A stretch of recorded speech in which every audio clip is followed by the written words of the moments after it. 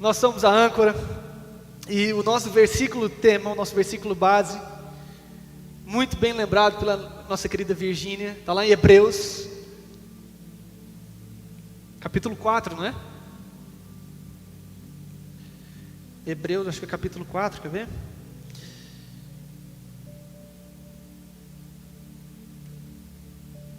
Deixa eu abrir aqui para vocês.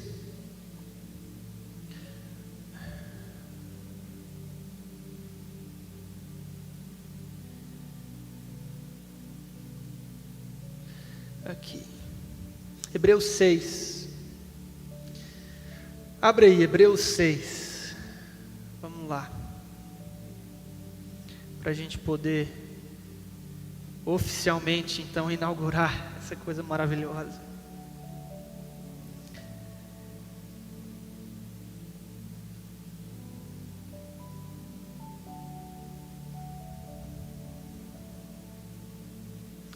Olha que interessante o contexto.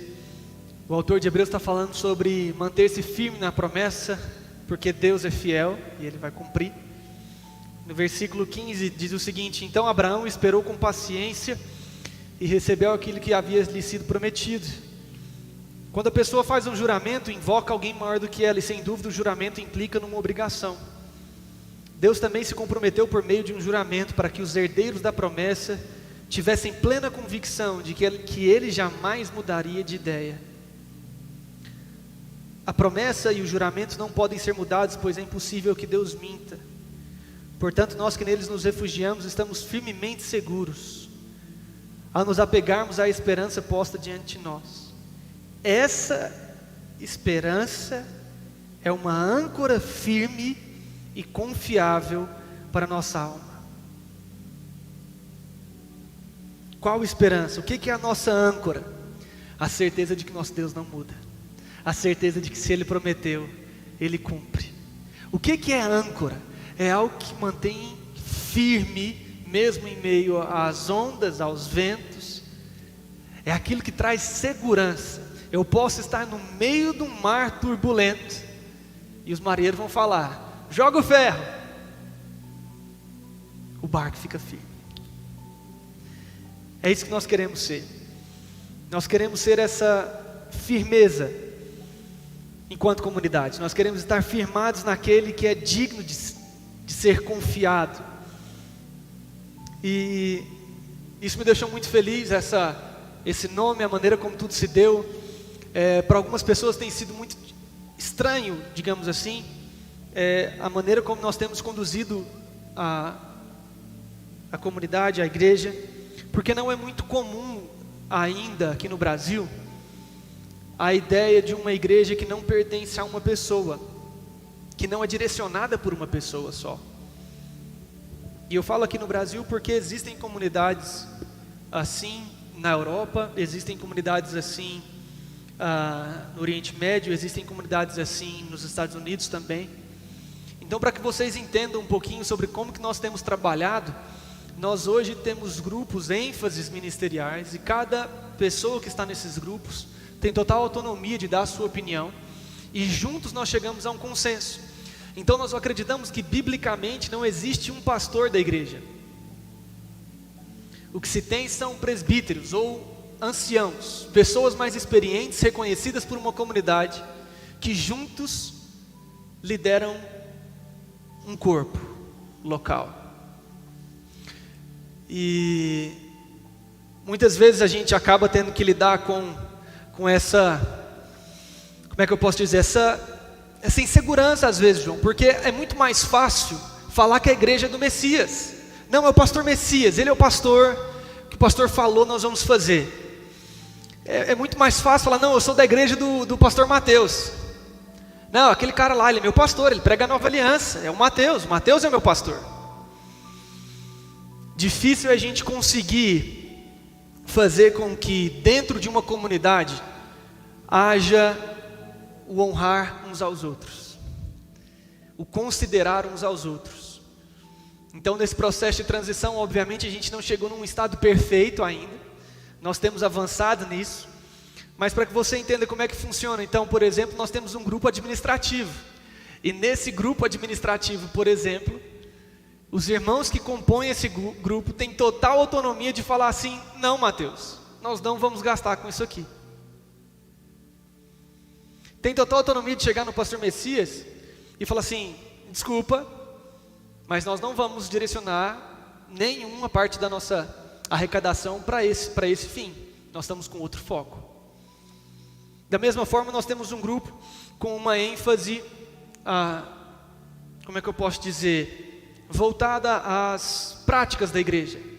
E nesse grupo nós temos conversado com vários irmãos, e nós não decidimos nada sozinhos. Então, por mais que suponhamos que o Mateus queira fazer semanalmente uma reunião evangelística, se não houver uma compreensão e uma concordância desses irmãos quanto à prática da igreja, simplesmente nós não vamos fazer. E por que isso é tão importante? Por que eu estou falando sobre esses aspectos? Porque em nosso meio, nós não queremos o espírito de competição entre lideranças. Eu não estou competindo com meu pai, eu não estou competindo com o Rafael, eu não estou competindo. Nós somos juntos um corpo. Eu tenho um dom, uma graça para atuar em uma área, e eu preciso ser completado em outra área. Eu não vou dar conta de fazer tudo sozinho. E é muito interessante porque a gente vai ver que Jesus estabelece na igreja os ministérios, né?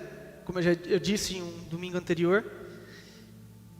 E às vezes a gente acha que numa obra local, Elane, porque o líder daquela obra tem um ministério, sei lá, profético, então toda a comunidade tem que ser profética, porque é aquela identidade do líder que está ali. Mas não faz sentido. Porque se toda aquela comunidade for profética, então ela nunca vai alcançar o seu ministério pastoral, a sua função apostólica, a sua função evangelista. Então, por mais que suponhamos, o Messias tem uma graça, um ministério que é pastoral, que é para cuidar de pessoas, ele precisa de pessoas como a Virgínia, que é profética. Por quê? Porque só o cuidado de pessoas não cumpre o propósito da igreja. E o que nós estamos falando aqui? De um corpo que opera junto para cumprir o propósito de Deus nesse lugar. E é isso que nós estamos buscando. Então é óbvio que eu, pessoalmente, irei fluir numa área e darei mais ênfase para aquilo que o Espírito Santo colocou em mim. Mas eu preciso estar vinculado a pessoas que vão me ensinar e vão agregar ao meu ministério e à minha vida qualidades que eu não tenho. É por isso que no capítulo 12 de Romanos você vai ver Paulo falando sobre a diversidade gigantesca dos dons. Eu queria que vocês abrissem comigo. Hoje eu queria fazer essa breve, como é que eu posso dizer? Esse breve esclarecimento de como que nós vamos ser como igreja mais uma vez. Porque ainda parece não estar muito claro para alguns. Muitas pessoas têm me perguntado também no Instagram. Então no capítulo 12, vão ter aqueles 2 primeiros versículos mais famosos, né? Rogo-vos, pois, irmãos, pelas misericórdias de Deus, para que apresenteis vosso corpo como sacrifício vivo, santo e agradável a Deus, que é vosso culto racional, e não vos conformeis com este século, mas transformai-vos pela renovação da vossa mente, para que experimenteis a qual seja a boa, perfeita e agradável vontade de Deus. E aí no versículo 3, Paulo começa a falar, com a base na graça que eu recebi. Qual que foi a graça que Paulo recebeu? De ser um apóstolo aos gentios. Eu dou a cada um de vocês a seguinte advertência: não se considerem melhores do que realmente são, antes sejam honestos em sua autoavaliação, medindo-se de acordo com a fé que Deus nos deu. Da mesma forma que nosso corpo tem vários membros, e cada membro uma função específica, assim também é com o corpo de Cristo. Somos membros diferentes do mesmo corpo, e todos pertencemos uns aos outros. Deus, em sua graça, nos concedeu diferentes dons. Então, se você tem a capacidade de profetizar, faça isso de acordo com a proporção da fé que você recebeu. Versículo 7. Se tiver o dom de servir, sirva com dedicação. Se for mestre, ensine bem. Se o seu dom consistir em encorajar pessoas, encoraje-as. Se for o dom de contribuir, dê com generosidade. Se for o de exercer liderança, lidere de forma responsável. E se for o de demonstrar misericórdia, pratique-o com alegria. Eu quero que você entenda que corpo, comunidade, igreja, nunca foi sobre ter uma pessoa que se destaque entre as outras. Nunca. Nunca. Eu não sei se você se lembra, mas Paulo tinha que ficar constantemente se justificando para o povo de Corinto. Vocês se lembram disso? Por quê? Porque ele nunca se promoveu. Nunca foi a intenção de Paulo falar: eu sou o apóstolo Paulo, vocês me devem respeito. Pelo contrário, ele foi tão prático e tão simples na vida dele, que teve uma hora que ele falou: vocês estão esquecendo quem que eu sou? Eu que comecei esse negócio aí, gente, pelo amor de Deus. Não esquece do evangelho que eu apresentei para vocês, não. Uma história de Paulo, de Apolo, de Pedro, não interessa quem que está aí. Um plantou, o outro regou, o outro cuida. Mas Deus quem dá o crescimento. O que Paulo está falando? Todos nós temos uma função. E por mais que alguns membros estejam em maior evidência, não quer dizer necessariamente que seja um membro mais importante. Pelo contrário, Paulo até faz uma comparação com os Países Baixos. Ele fala: aqueles membros que são menos honrosos, a gente trata com mais cuidado. A gente não mostra, mas são os que nós mais damos valor.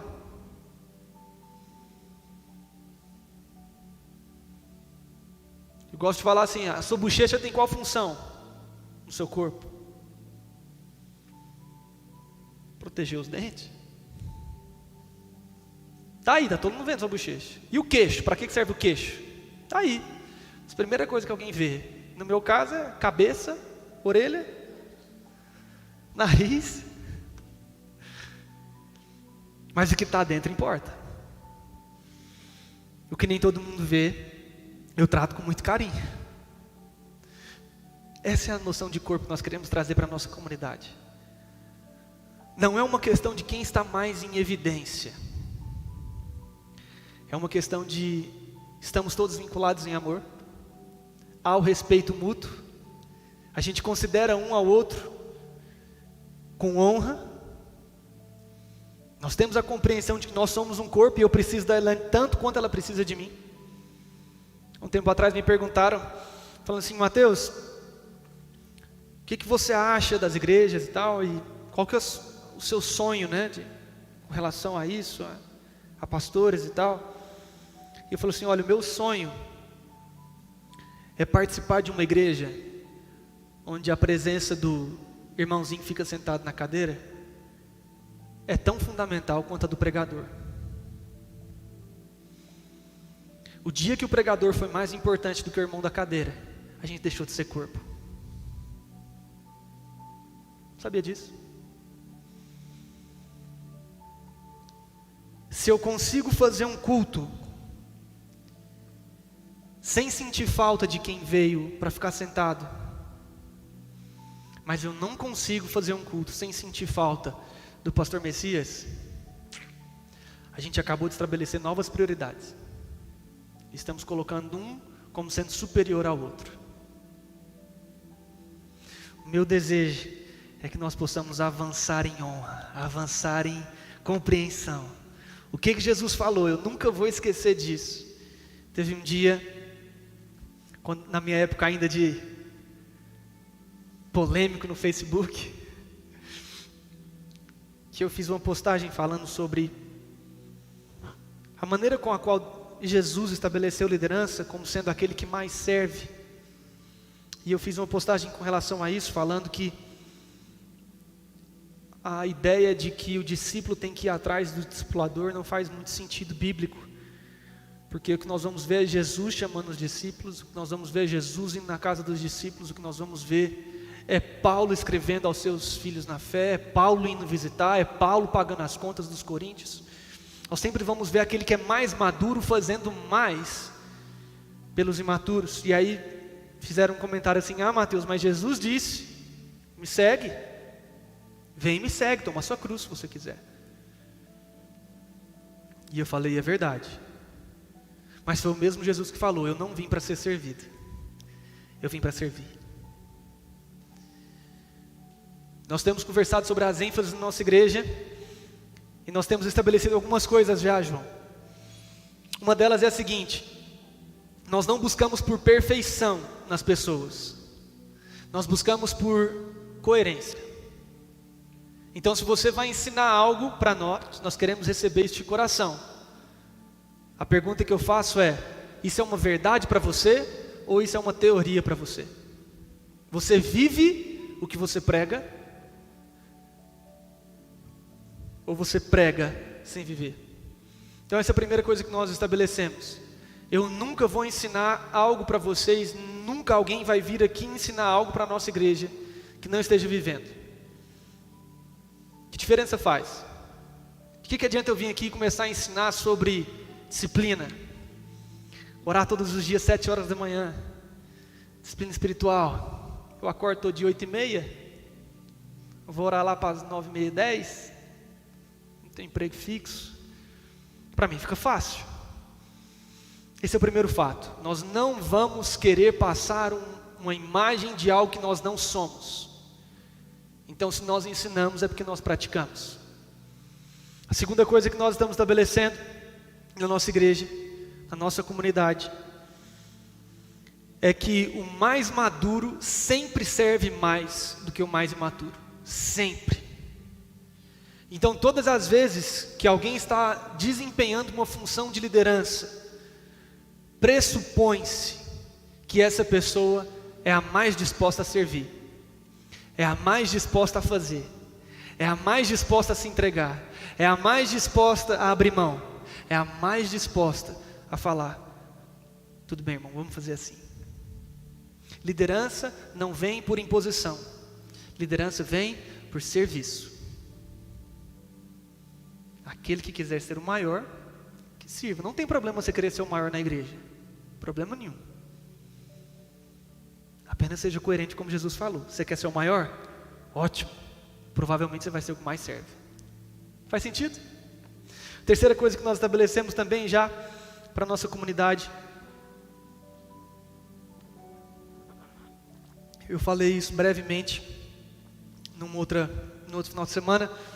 Eu falei: nós vamos confiar totalmente no Espírito Santo que habita em cada um de vocês. E por que nós vamos confiar? Porque nós não queremos te manipular. Você não precisa vir até mim para saber qual é a vontade de Deus na sua vida. Você tem o Espírito Santo na sua vida. Você tem o Espírito Santo em você. Eu confio no Espírito Santo que está em você. Estamos aqui para dar conselhos? Claro. Vamos andar junto? Vamos. Vamos encorajar uns aos outros? Vamos.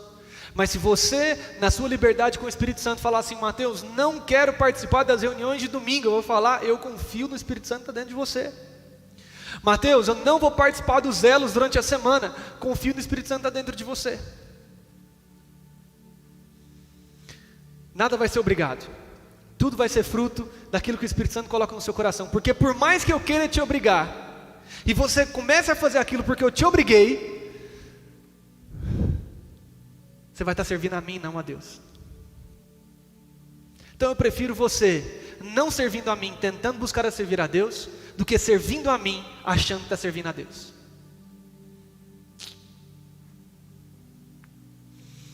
E é nesse contexto, então, que eu queria compartilhar com vocês um pouquinho do que o Espírito Santo tem colocado no meu coração. Nós já estamos caminhando para as 11 horas. Hoje nós ainda vamos celebrar a ceia, nós vamos celebrar de um jeito um pouquinho diferente. Mas isso vai ficar mais para o final. Nós também vamos ter o louvor já já. Vamos cantar umas músicas juntos. Mas algo que o Espírito Santo colocou muito no meu coração, e que eu tenho meditado bastante, é: as pessoas têm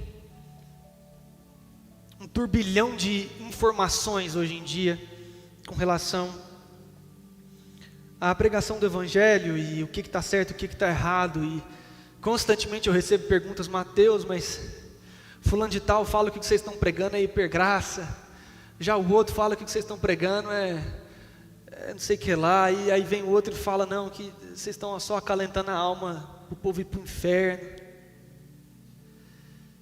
Eu falo assim, gente, deixa eu falar um negócio para vocês. Eu falei isso para um amigo meu recentemente. Eu falei assim, cara, se a gente parasse só um pouquinho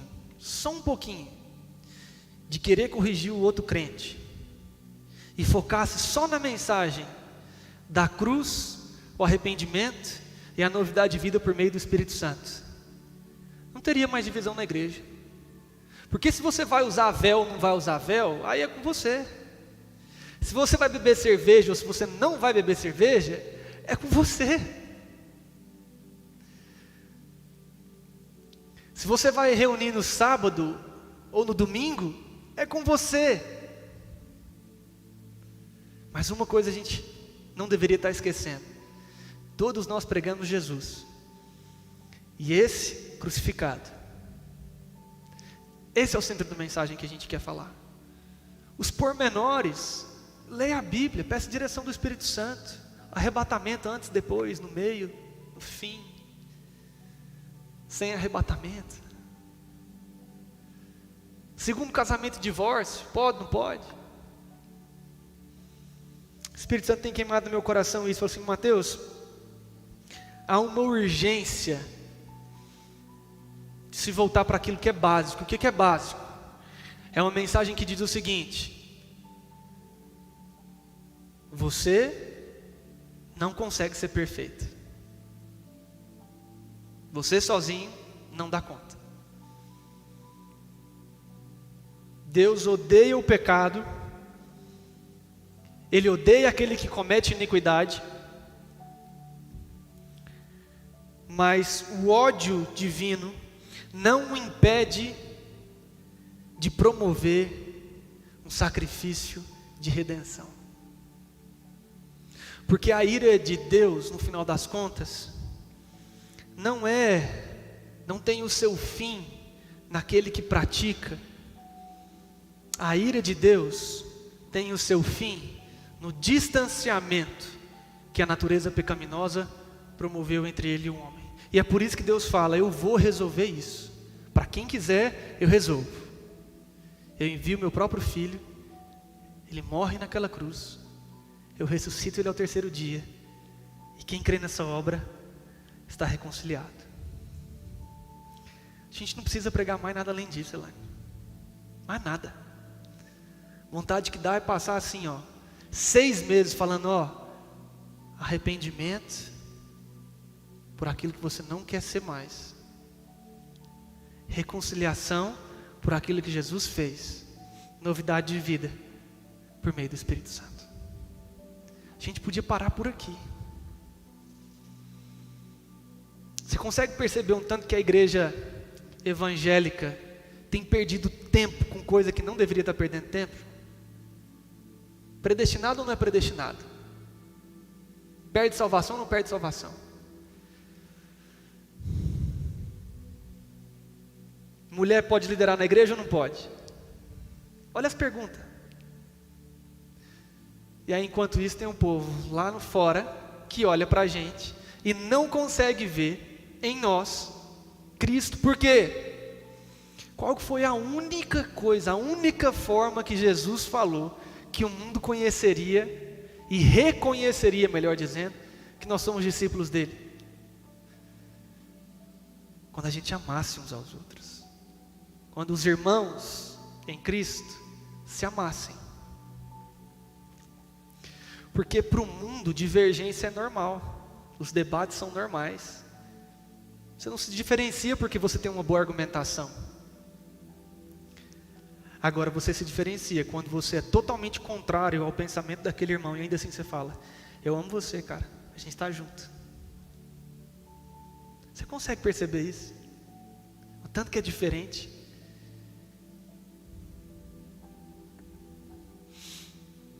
A base que nós vamos fazer e nós vamos ter enquanto teologia na nossa comunidade permanece sendo Cristo.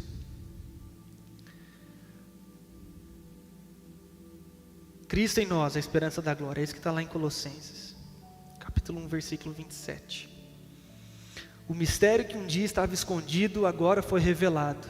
Isto é, Cristo em vós, a esperança da glória. Qual que é a base do que nós vivemos? A lei veio, João, para expor o seu pecado, para expor o meu pecado. Era para ter promovido justificação, não conseguiu, porque ninguém consegue cumprir a lei. Então vem Deus e promove uma justificação que é superior à da lei.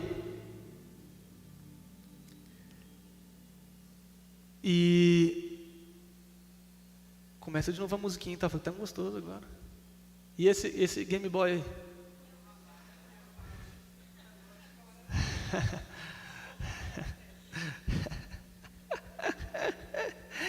Então, Deus vem e promove uma justificação que é muito superior, como ele descreve, Paulo descreve isso no capítulo 3 de Romanos. E eu amo esse capítulo porque ele fala sobre esse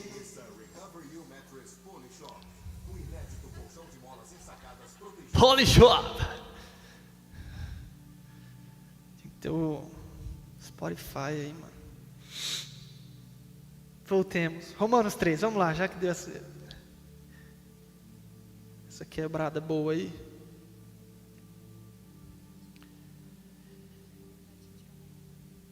Tá bom. Ok. Vamos lá. Eu quero mostrar para vocês a base que nós cremos, para a gente poder seguir em diante com aquilo que nós precisamos fazer hoje ainda. Eu gostaria depois que você pudesse, se você pudesse ler todo esse capítulo 3 de Romanos. Nossa, como é que esse negócio tem que ficar aqui? Sai fora. É muito bom. Mas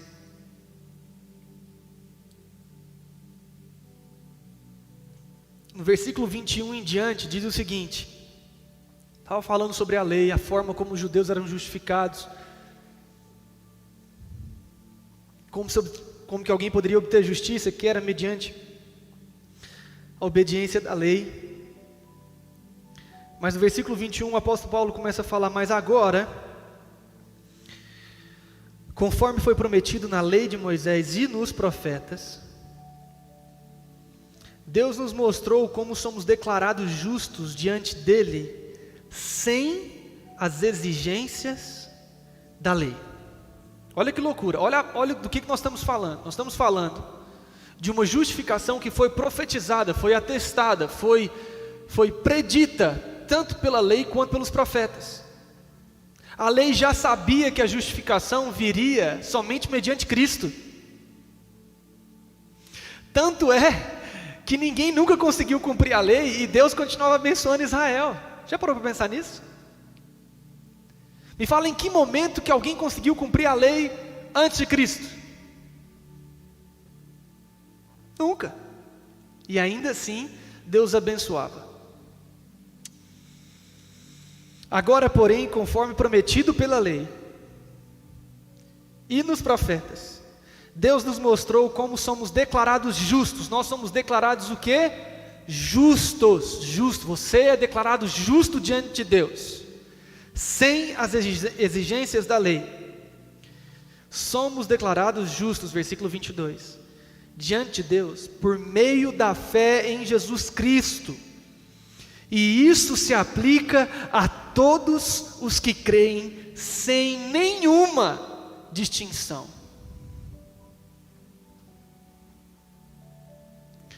Porque todos um dia pecaram e não alcançam o padrão da glória de Deus, ou estão destituídos da glória de Deus. Mas Ele, em sua graça, nos declara justos por meio de Cristo Jesus, que nos resgatou do castigo por nossos pecados. Deus apresentou Jesus como sacrifício pelo pecado, com o sangue que ele derramou, mostrando assim a sua justiça em favor dos que creem. No passado ele se conteve e não castigou os pecados antes cometidos, pois planejava revelar a sua justiça no tempo presente. Com isso, Deus se mostrou justo, condenando o pecado, e justificador, declarando justo o pecador que crê em Jesus.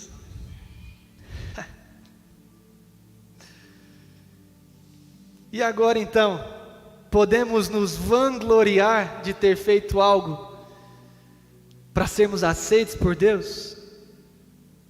Não, porque a nossa absolvição não vem pela obediência à lei, mas pela fé.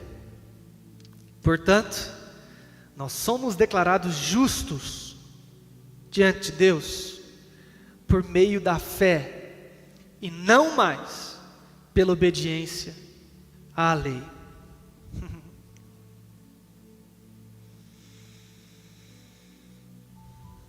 Afinal, Deus é Deus apenas dos judeus? Não.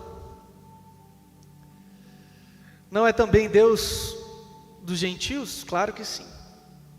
Existe um só Deus e Ele declara justos, tanto judeus como gentios, somente pela fé. Então, se enfatizamos a fé, quer dizer que podemos abolir a lei? Claro que não. Na realidade, é só quando temos fé que cumprimos a lei. Aí você fala, Mateus, agora ficou com problema. Como assim somente com a fé eu cumpro a lei? Tem que cumprir os mandamentos? Não foi isso que Paulo falou. Lembra de Hebreus capítulo 11?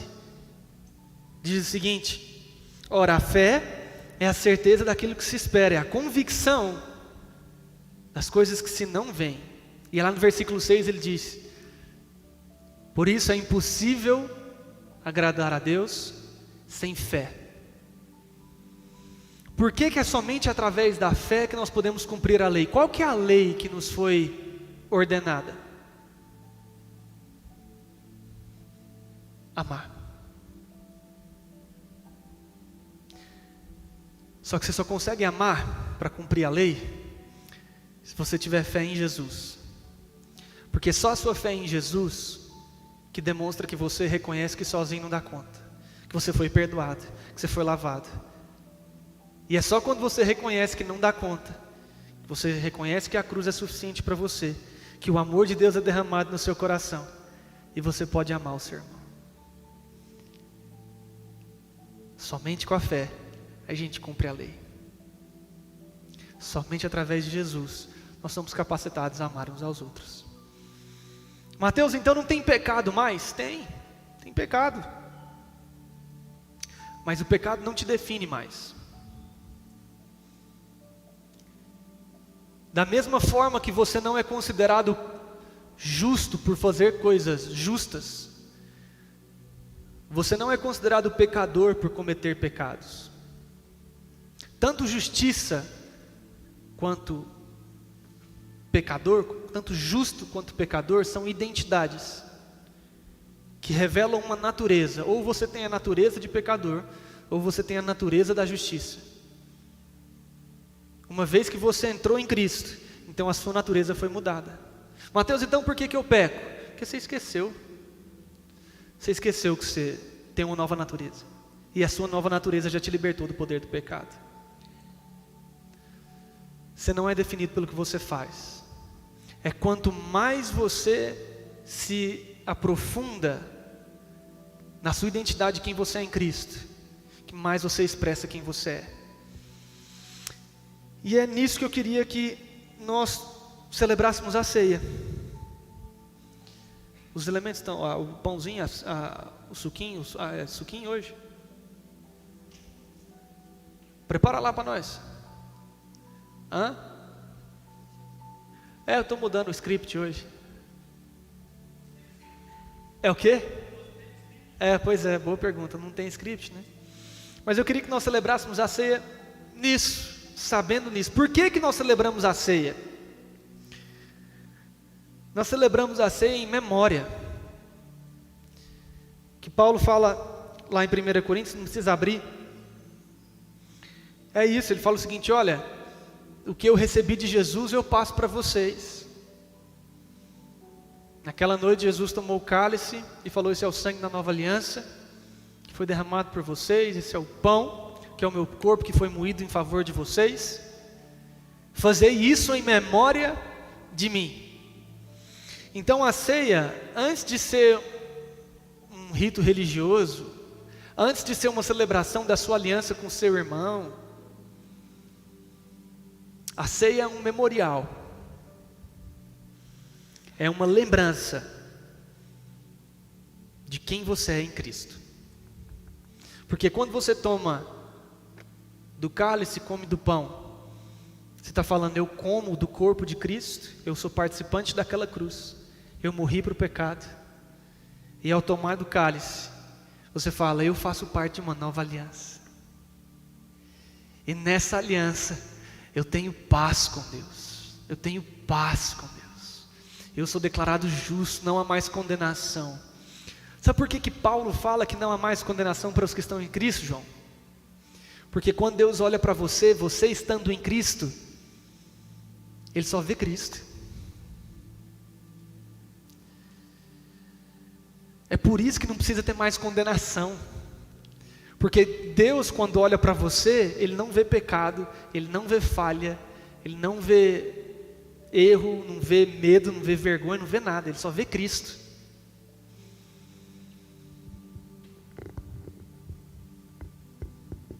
E é isso que nós queremos fazer hoje. A ceia é para isso. A ceia é um momento de celebrar. A ceia é um momento de falar: meu Deus do céu, que coisa maravilhosa é essa obra na cruz.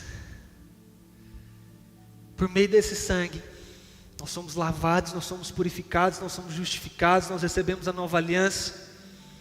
E é por isso que no capítulo, se eu não me engano, no capítulo 4 de Hebreus, não precisa abrir também não, o autor fala o seguinte: é por isso que nós podemos entrar confiantes, com ousadia na presença de Deus, porque nos foi feito um novo e vivo caminho, por meio de Jesus Cristo. Ele é o mediador de uma nova aliança entre nós e Deus. Jesus é a garantia de que entre você e Deus hoje não tem mais problema nenhum. Problema nenhum.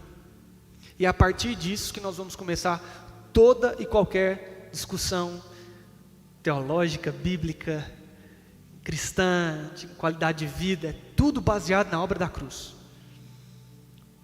Porque Deus escolheu se relacionar conosco somente mediante a obra na cruz. Amém? Enquanto o pessoal traz, eu queria só lembrar: a gente não tem mais, tá, um momento específico para ofertas e para você fazer a sua contribuição financeira. O que nós temos é uma prestação de contas, que nós fazemos a todos aqueles que estão vinculados conosco. A gente manda uma mensagem falando como que tem sido feitos os gastos. Nós temos um aluguel a pagar, nós temos conta de luz, nós temos, a gente dá uma oferta para os nossos pastores, mensal. Nós não temos mais gastos com reforma não, né? Não, as reformas já foram pagas. Então a gente tem alguns gastos, né? Energia, água, tem a moça da limpeza também, que é funcionária. Aí tem manutenção, né, de cabo, de pilha, esses negócios. E a gente deixa vocês à vontade, tá? A gente tem uma máquina de cartão lá no fundo, tem gasofilaço, se você quiser deixar a sua oferta em qualquer momento que você quiser, se não é obrigado. É o quê? Tá bom, e para quem está assistindo aí, tem o que? Olha só, estou me sentindo no Jornal Nacional agora, tem um negocinho para eu ler ali. O QR Code na tela. É isso aí, tem um QR Code para você que está nos assistindo pela internet. Você pode fazer a sua oferta também. E se vocês estão em casa também, já pega o seu pão aí, pega o seu vinho, pega o seu suco de uva. Não sei como é que você vai ceiar com a gente. Pega a sua cream cracker aí. Se não tiver pão, se estiver na cetogênica, come o quê? Não pode farinha? Tem pão low carb? Então pega. Nossa, pão low carb não, velho. Pão foi feito para ser pão, fala na moral. Pode entregar aí para cada para o pessoal. Mateus, eu preciso ser batizado para tomar a ceia? Não. Mateus, o que eu preciso para tomar a ceia? Crer na obra de Jesus, mais nada. Só isso. Se você crer na obra de Jesus, você está convidado a ceiar. Hoje você não vai ceiar com o pessoal aqui não, tá? Hoje nós vamos relembrar o motivo original da ceia, que é a memória de Cristo. Então vai ser um momento seu e Jesus. E aí, se depois disso você tiver vontade de ceiar com alguém, você vai ter essa liberdade. Antes de nós ceiarmos, minha amada e querida esposa disse que queria ter um momento para profetizar. Ela sentiu algumas ou uma? Ah, você não sentiu nada? Você só sentiu vontade de ter um momento de profetizar? Que coisa maravilhosa. Então nós vamos separar um tempinho, bem rapidinho, para a gente deixar o Espírito Santo falar e para a gente compartilhar algumas coisas, caso alguém tenha. Então, Camila, Moisés, Virgínia, galera que está mais acostumada aí a profetizar no microfone, vocês sentirem alguma coisa, Daniel, hoje nós não estamos falando de nada errado não, você pode profetizar também. Jesus, obrigado por essa reunião maravilhosa, obrigado porque o Senhor sempre fala conosco, obrigado pelo Teu Espírito Santo que tem movido de maneira livre. Nós reafirmamos que essa reunião é para o Senhor, é para glorificar o Senhor. Nós estamos aqui para honrar a Sua presença, honrar o Seu agir. Nós não estamos aqui para cumprir uma programação, uma agenda humana.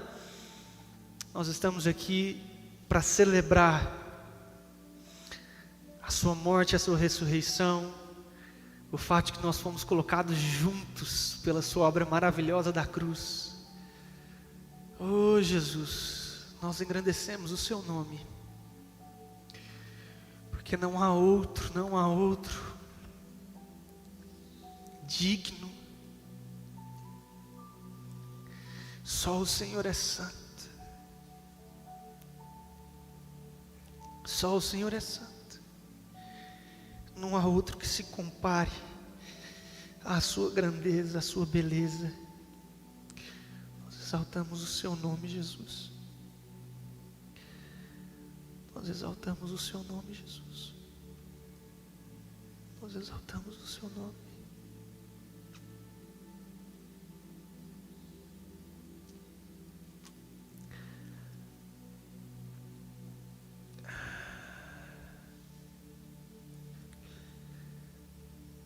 Há uma passagem em Colossenses, no capítulo 1,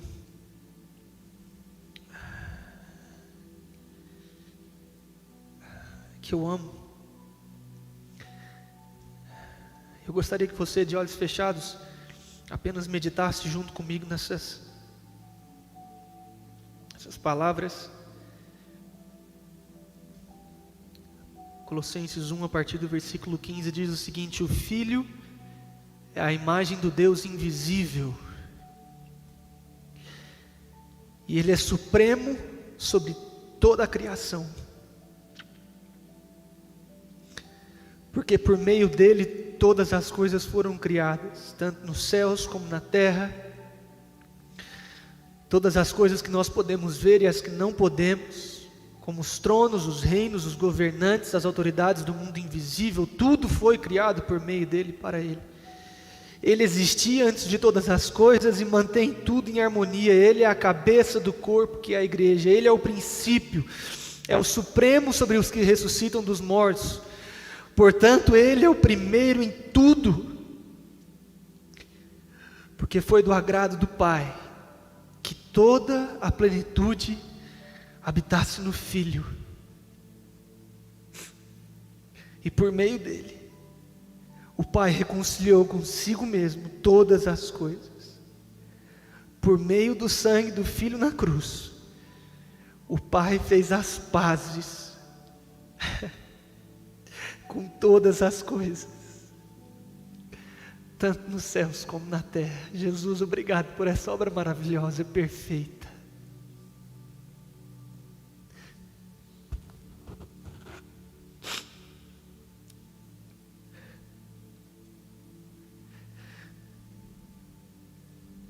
Porque tendo nós sido justificados pela fé, hoje nós temos paz com Deus.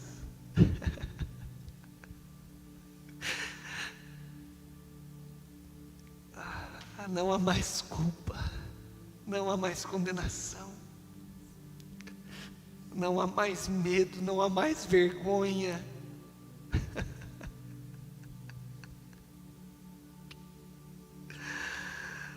O Senhor é supremo sobre todas as coisas. Eu não sei para quem é, mas eu sinto que algumas pessoas que estão nos assistindo, você nas últimas semanas, nos últimos meses, nesse tempo de pandemia,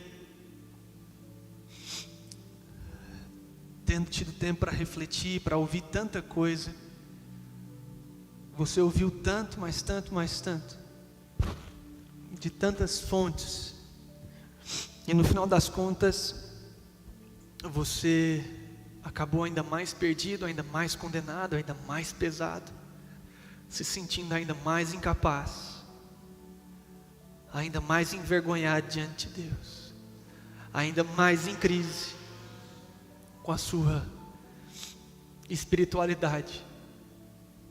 Eu sinto como se você estivesse carregando um peso imenso nas suas costas.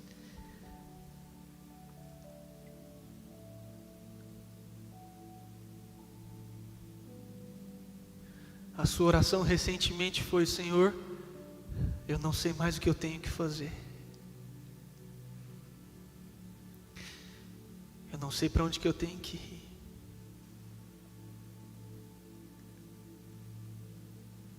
Eu só queria viver para o Senhor. E a imagem que me veio é de Jesus sentado à beira de um riacho bem calmo. Ele te chama e fala: pode vir a mim, todos vocês que estão cansados, sobrecarregados, porque eu vos aliviarei. Porque o meu fardo é leve e o meu jugo é suave. Sou manso de espírito. Se você tem se encontrado perdido nesses dias, sobrecarregado, frustrado com a sua espiritualidade, frustrado se você se encaixa nessa descrição, eu gostaria que você mentalizasse Jesus te chamando agora e falando: filho, eu nunca coloquei peso sobre você. A caminhada comigo não é sobre o que você pode fazer para mim, mas sobre o que eu fiz por você. Eu quero que você ouça Jesus te chamando e falando: pode vir, porque eu vou te aliviar. Não há mais culpa, não há mais medo. Sinta agora o Espírito Santo tirando todo o peso, toda a carga emocional, espiritual, de frustração, de sensação de incapacidade.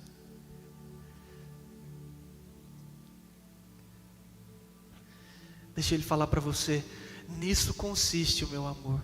Não que você me ama, mas que eu te amo e me entreguei por você.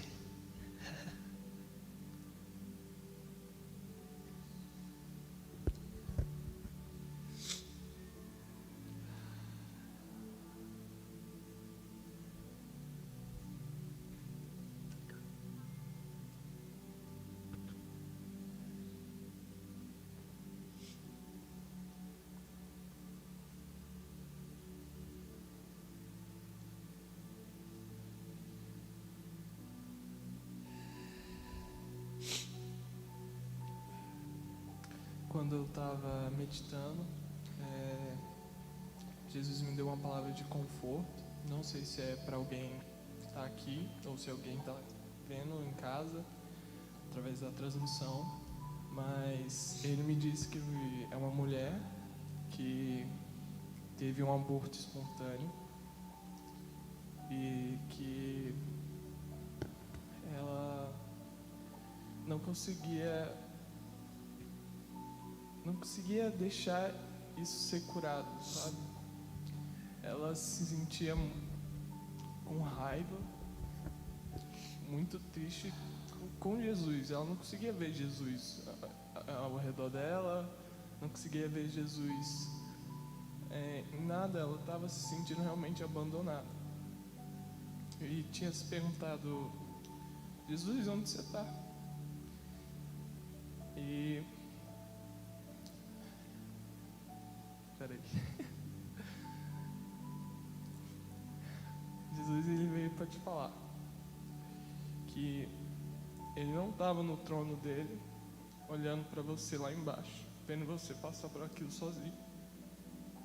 Ele estava em você, chorando com você. Enquanto você estava de luto, ele também estava. Enquanto você chorava em prantos, ele também estava chorando. Ele passa isso com você.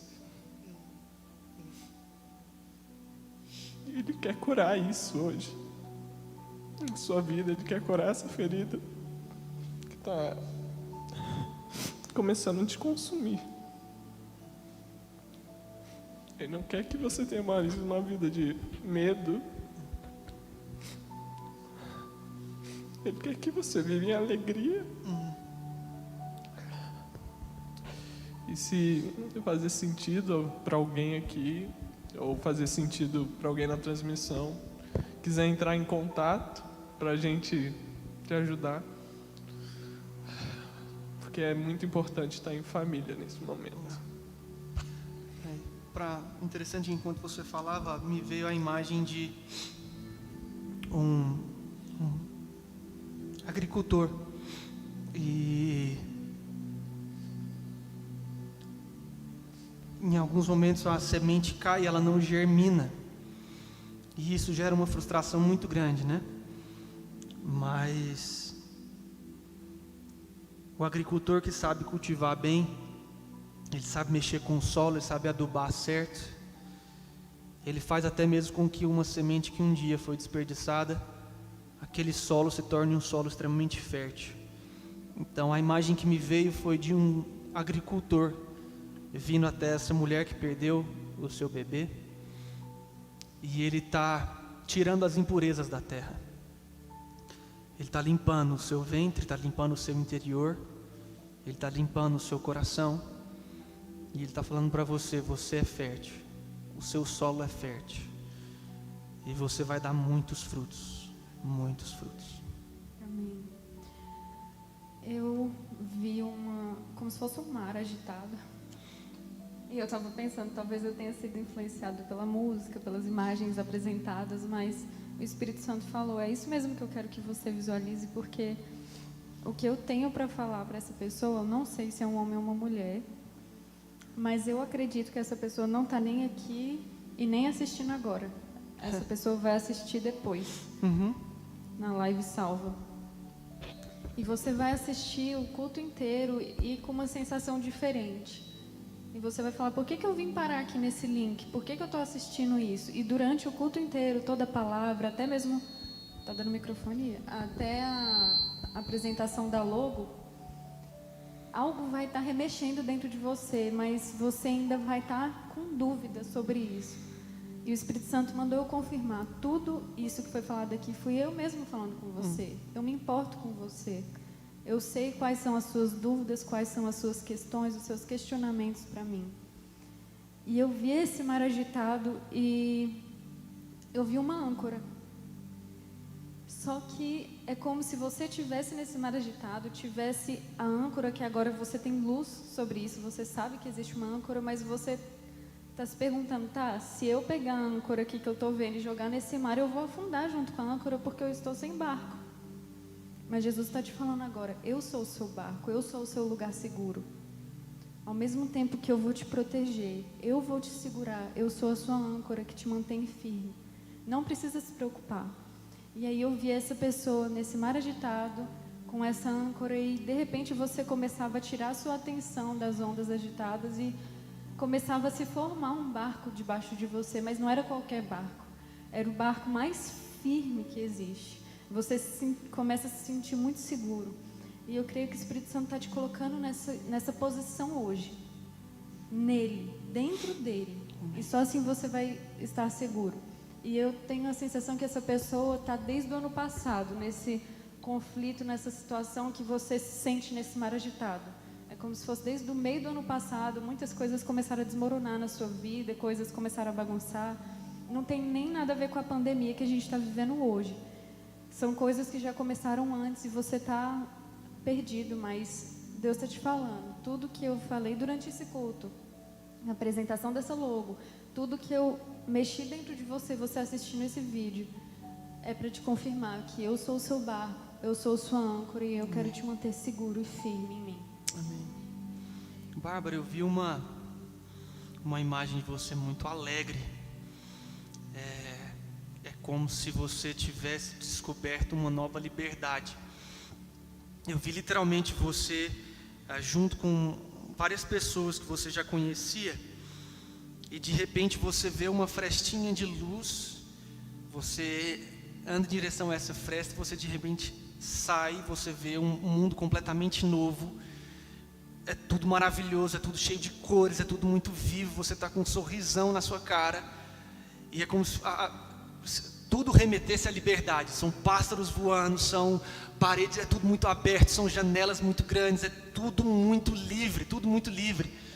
E você começa a pular de alegria, e eu achei interessante porque nessa imagem você começa a dançar e a pular de alegria, de liberdade, e isso começa a chamar a atenção daqueles que estavam presos junto com você, aqueles presos assim, né, estavam num lugar ali fechado, e eu senti como se o Espírito Santo estivesse falando: eu vou fazer com que a sua liberdade traga libertação para muitas pessoas. Muitas pessoas. E seu nome? Keila? Keila, tá bom. Eu vi sobre você algumas perguntas, algumas marcas, de pontos de interrogação. E a sensação que eu tive é que você tem pedido por confirmação de Deus em algumas áreas da sua vida. E você tem buscado alguns direcionamentos, mas você já se determinou de que você não quer mais sair tentando. Você quer ter a direção clara da parte de Deus para essas áreas da sua vida. E eu senti Jesus falando para você assim: obrigado. Obrigado porque você aprendeu a ouvir a minha voz. Obrigado porque você aprendeu a descansar em mim. Obrigado porque você aprendeu a depender de mim. E eu vejo que Jesus está apagando a partezinha curvada das interrogações. Alguns ele deixa só o ponto, como se ele tivesse: não, esse aqui é o ponto final na sua vida, não precisa mais. Em outras ele transformou a interrogação numa exclamação, que é aquilo que te traria dúvida, vai trazer uma certeza, um novo momento. Então ele vai começar a mostrar para você o que precisa ser finalizado e o que precisa ser renovado dentro de você. Mas eu senti Jesus falando literalmente isso: obrigado por querer depender de mim, obrigado por ter aprendido a descansar e a ouvir da minha voz. Amém. Só para confirmar o que o Mateus falou na hora que... não sabia que era para Bárbara, mas a primeira impressão que eu tive foi exatamente de uma pessoa que estava fechada e num lugar, e que a porta se abria, e assim, na hora que a pessoa saía, tinha muita luz, muita alegria, né? Só para confirmar mesmo. E outra coisa que eu senti, me veio um nome, Carla, não sei, que talvez você tenha impressões erradas no seu coração.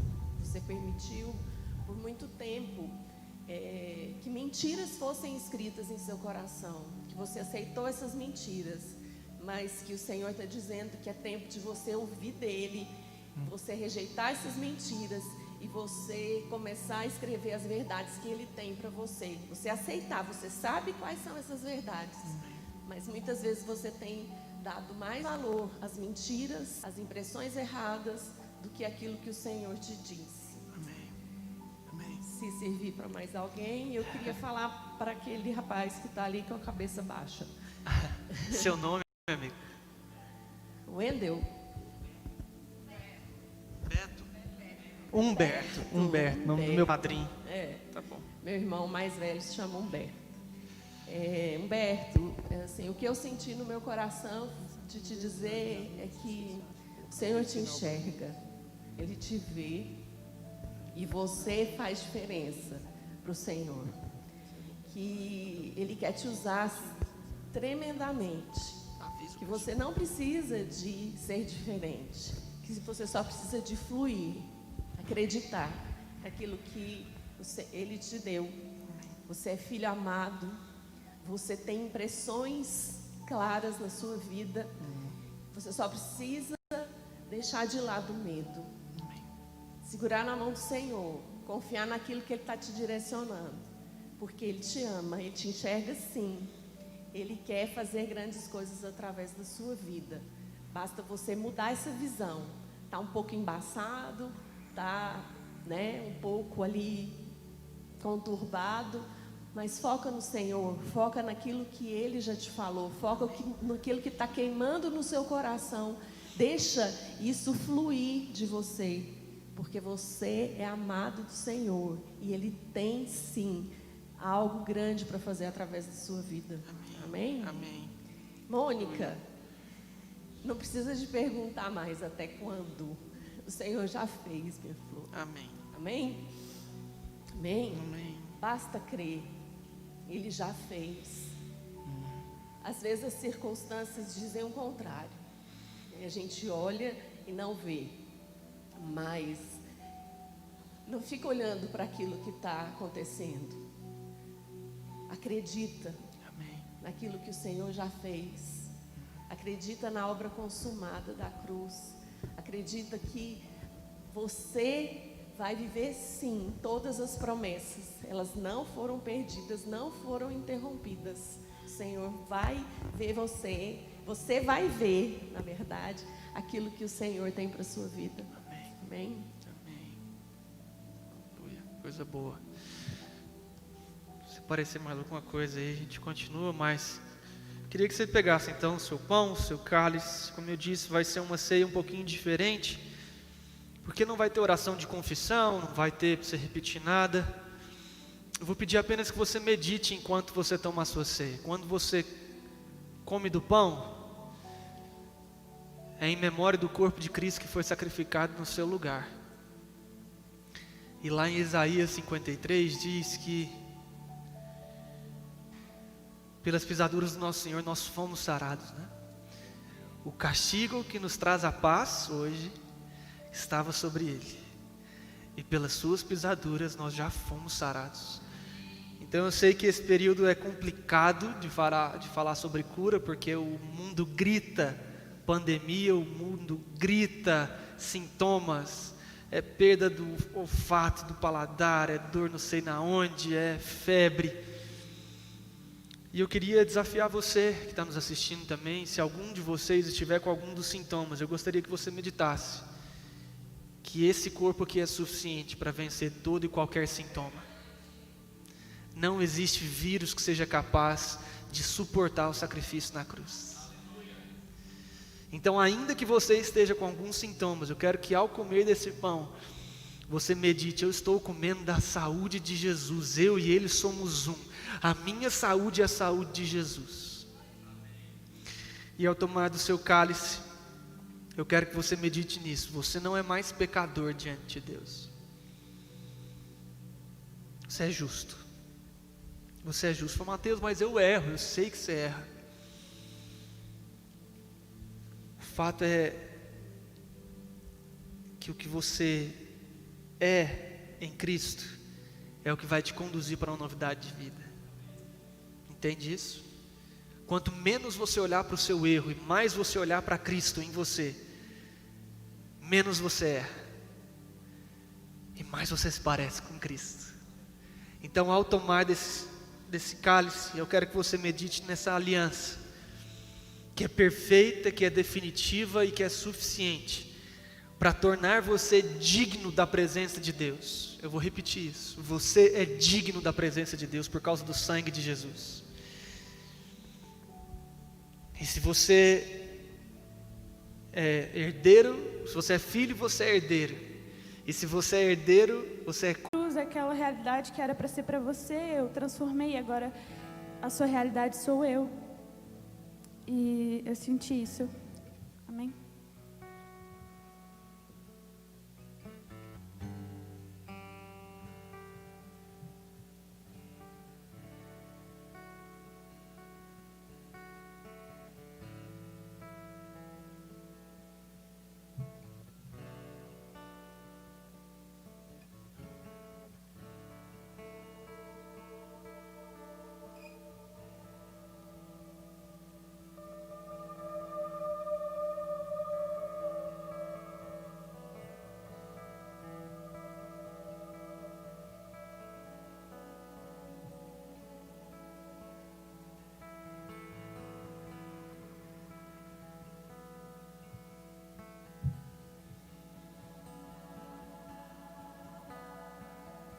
Esse é seu momento com Jesus. Pode continuar ainda.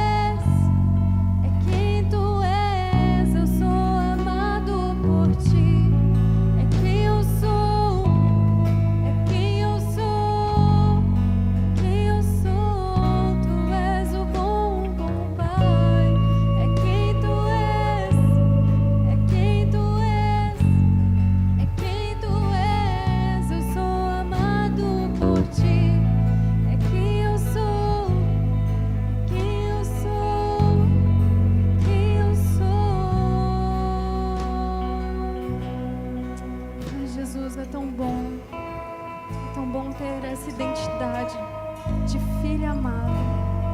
Obrigada, Jesus, porque o Senhor é o meu lugar seguro, porque o Senhor é bom, o Senhor é o bom Pai. Obrigada, Jesus. Obrigada por tanto amor. Obrigada pela sua graça sobre nós. Obrigada, Jesus. Por um instante, feche seus olhos e tome essa identidade para si. Se enxergue nele. Se enxergue como ele te fez, como ele te criou, um filho amado. Fale com essas palavras agora: Jesus, eu sou amado por ti. Eu sou amado por ti. Tu és o bom, bom Pai. Obrigada, Senhor. Obrigada, Jesus.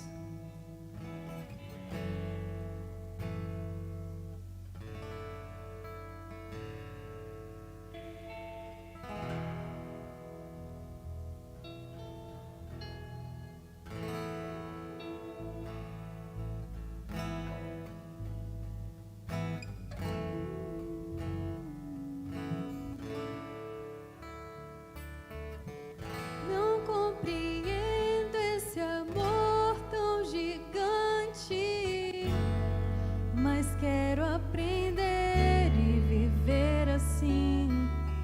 Não mereci essa graça constante que é derramada em mim.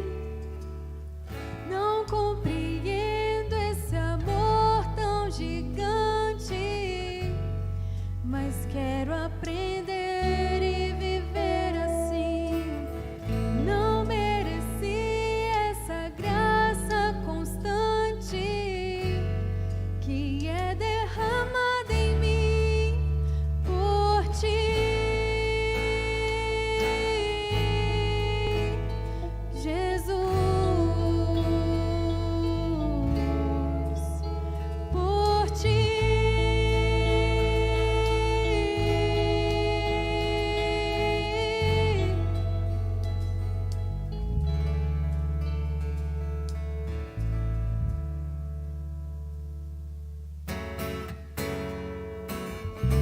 Vamos declarar isso, que há uma graça constante em nossas vidas sendo derramada. Jesus, Tu és lindo, Tu és lindo. Nós estamos aqui para celebrar esse amor. Tão forte é o Teu amor que me livrou da morte. Profundo é o Teu amor que transformou meu mundo. Sozinho eu estava, eu não imaginava que alguém poderia me amar tanto assim. E agora eu sou livre e te pertenço, Deus, pertenço só a ti.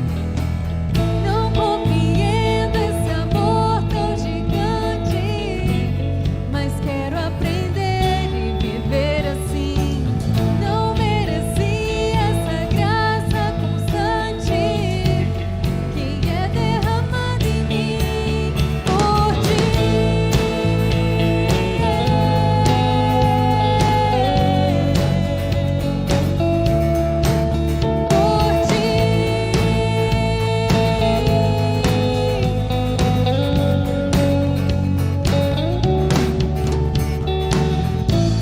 Tão forte é o Teu amor que me livrou da morte.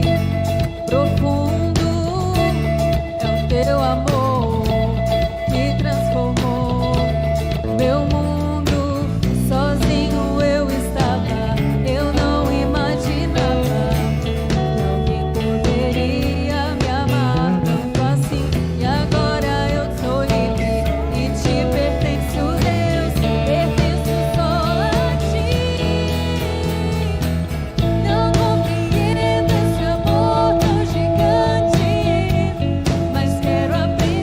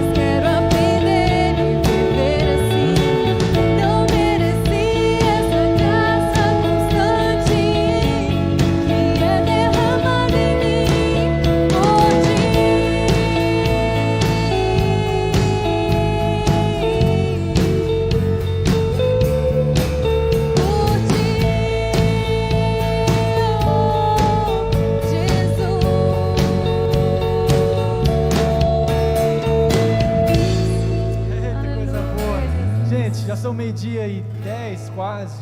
Então tô liberando vocês. A gente vai cantar mais uma canção. Se você quiser ficar com a gente, fica de pé aí. Vamos dar uma celebrada juntos. Cantar uma música mais animada. Mas se você estiver aqui, eu entendo. Nós estamos oficialmente encerrados. Se é a sua primeira vez, você quer conhecer a gente, você sinta à vontade. Espera que a gente vai cantar só mais uma canção. E a gente vai juntos, ok?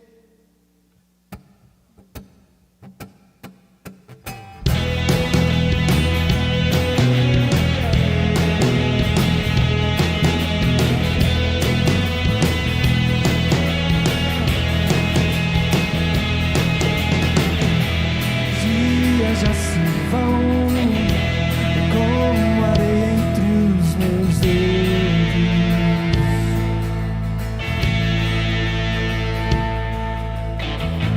É algo que posso me apegar, pois tudo vai passar. Teu sorriso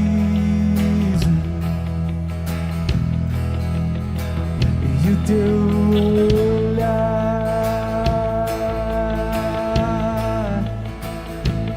permanecem os mesmos sobre mim.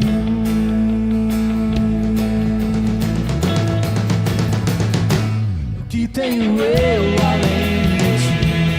E que certeza no amanhã? E que motiva pra sorrir?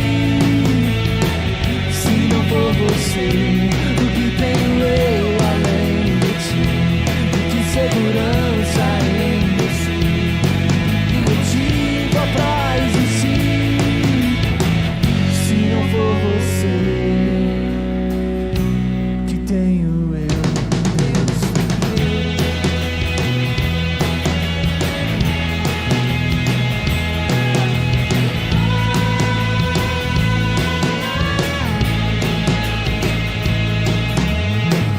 A terra vai passar e nada nela vai ficar.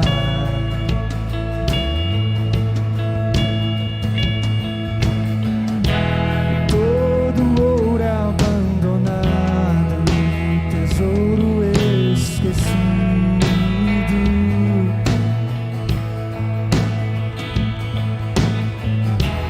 De que vale a minha riqueza na face da morte?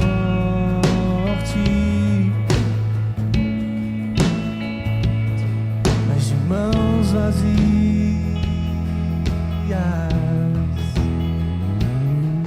e coração cheio,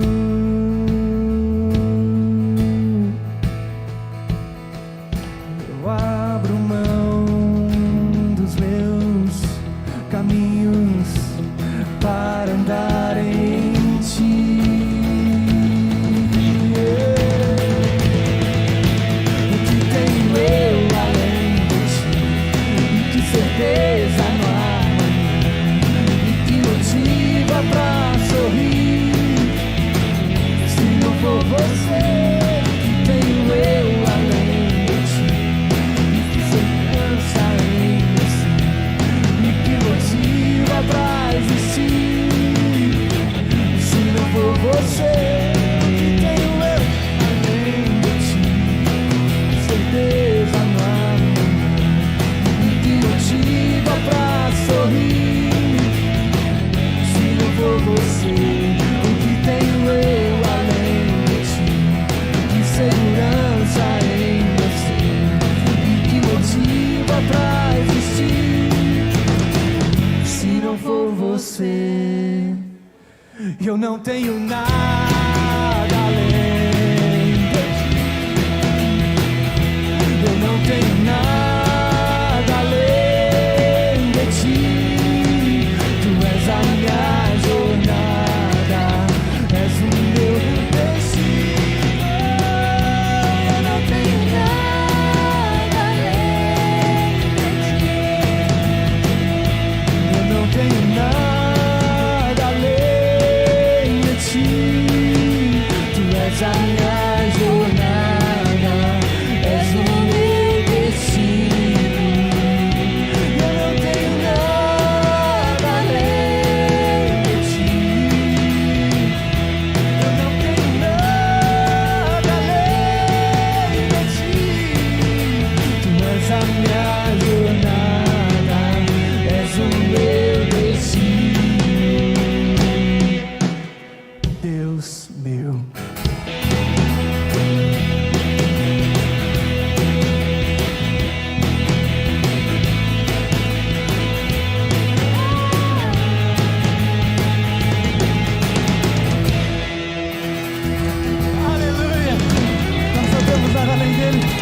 semana maravilhosa para você. Deus é bom.